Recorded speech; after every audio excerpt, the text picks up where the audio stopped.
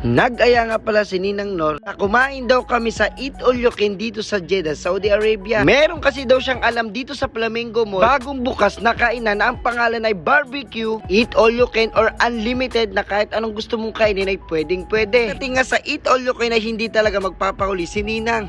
Pagkalipas nga ng ilang minuto ay nandito na nga kami sa loob ng Flamingo Mall para pumunta doon sa kakainin naming barbecue. Alas 6 na nga pala ng hapon diyan. Medyo maraming tao nga pala dito sa Flamingo Mall kapag ganitong oras. Wala namang bago doon. Dito ka sa Saudi Arabia kapag pahapon na tsaka dumadami ang tao parang mga aswang.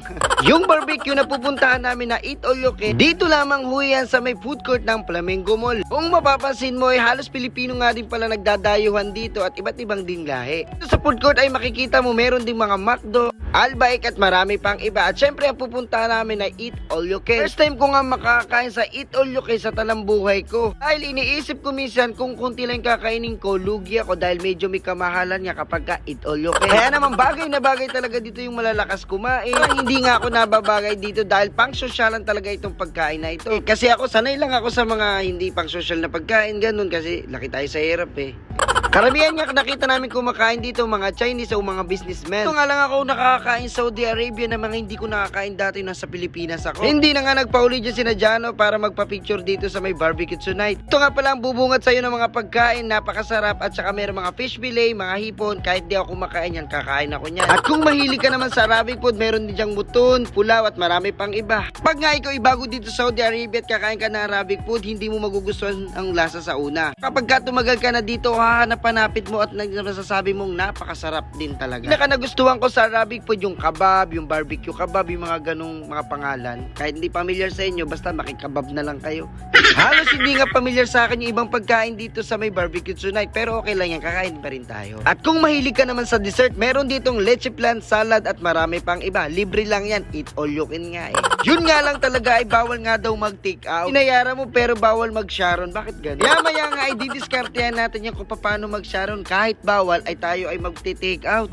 Ito nga pala yung mga menu nila dito sa barbecue tonight. Hindi na nga magpapauli dyan si Ninang, siya na nga nauna dito para kumuha ng mga pagkain. Iisa-isa niya nga lahat ng putahe dito. Hindi ako nagkakamali, nasa 20 putahe nga pala yung kukunin namin o kakainin namin dito sa barbecue tonight. Pero syempre ang kakailang namin yung mga familiar sa aming pagkain at syempre yung magugustuhan lang namin. Dahil ito lang talaga yung familiar sa amin na pagkain, yung fish fillet at saka hipon. Kaya naman kung may day off kayo, i-chat nyo na ang mga kaibigan nyo, tropa nyo, yan yung dito sa barbecue tonight. Serve din naman natin minsan kumain ng masasarap at makagala minsan sa isang buwan. Sobrang nakakaawa din talaga yung mga DH nating kababayan natin sa abroad, yung hindi makagala man lang at makakain sa mga ganitong restaurant. Gawa ng 2 taon nilang binubuno, hindi sila makalabas na halos nakakulong lang. Pero bakit gano'n? Napaka-unfair kapag nasa Pilipinas at nag-apply ka. Siyempre nakalagay sa kontrata may day off kahit sa isang buwan, isang beses o sa isang linggo tuwing Friday. Pero pagdating na sa mismong employer ay nawawalan sila ng day off. Tataka lang ako sa iba nating mga kababayan na DH. Pero na kung nakita, kapag day off sila sa isang linggo, isang beses, isang buwan, 2 beses, ganon. Pero bakit naman yung iba ay wala talagang day off na halos 2 taon talaga namang binubuno nila na magtiis na walang day off na hindi makagala. Magala man sila ay kasama nila yung amo nila, yung anak nila,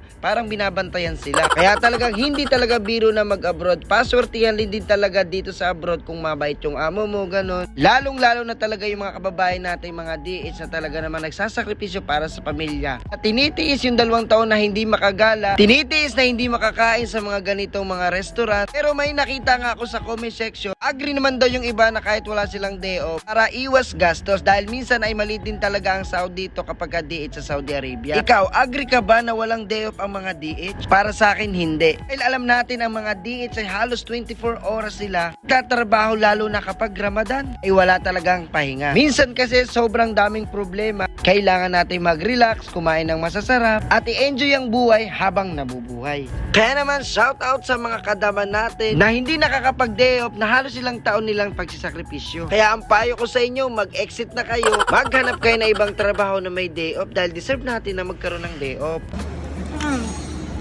Gambari? Fish fillet?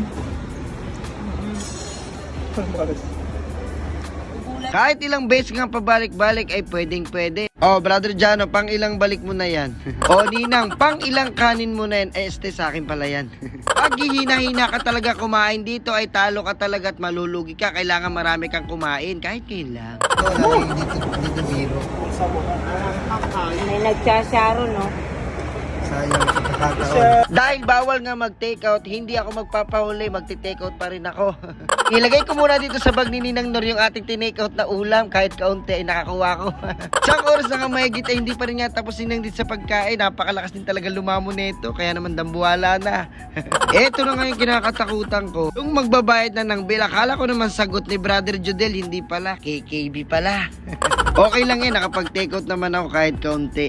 Sa mga magtatanong nga pala, yung kinain nga pala namin ay 75 SR sa mga matanda. At meron naman po sa mga bata, 36 SR unlimited na po siya, eat all you can. Pala yung bill namin, 330 kasama na po yung soft drinks, tubig at marami pang iba. Pero sulit naman po at napakasarap din. Buti pa nga to si Judele nakapag-takeout ng toothpick, ay sana all.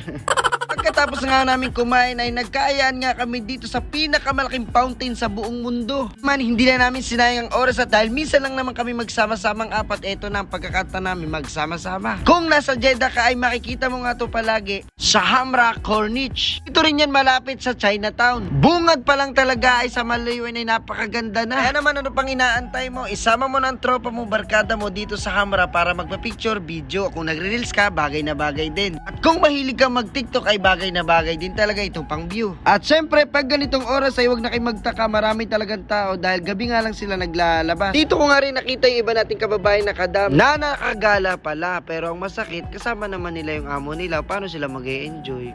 Sobrang nakaka-relax at nakakawala ng problema kapag nakikita mo tong fountain na ito. Ngayon ko nga lang naisip na ito pala talagang pinakamalaking fountain sa buong mundo. Aba malay ko, hindi naman yata tinuro to, nag-aral ako eh. Sobrang linis, napakalinaw din talaga ng dagat dito. Nako, kung sa Pilipinas to ay makikita mo puro basura na yan.